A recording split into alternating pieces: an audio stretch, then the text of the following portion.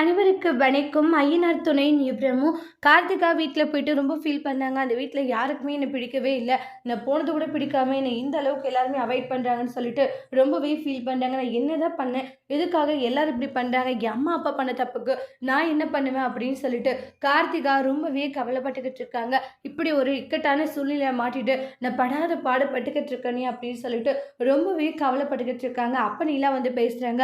இங்கே பாருங்க கார்த்திகா, நீங்கள் நினச்சது நடக்கும், நீங்கள் சேர மாமாவை கல்யாணம் பண்ணணும்னா நான் சொல்கிற விஷயங்களை பண்ணுங்க, கண்டிப்பாக நல்லதே நடக்கும்ன்றாங்க. எனக்கு பயமாக இருக்குது, பயப்பட்டால் எந்த ஒரு விஷயமும் நடக்காது, நான் சொன்னதை நல்லா யோசிச்சு பாருங்க, நாளைக்கு 10 மணிக்கு வந்துடுங்க, உங்களுடைய அம்மா வர்றதுக்குள்ளே கண்டிப்பாக இந்த கல்யாணத்தை பண்ணிடலான்றாங்க. சரி ஓகே அப்படின்ற மாதிரி முடிவெடுக்கிறாங்க.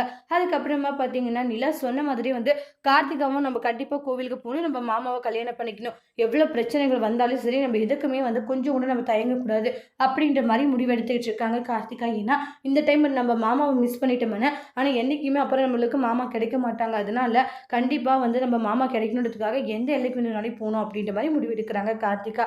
அதோடு இந்த ப்ரெமோவை முடிச்சிருக்காங்க. தேங்க்யூ.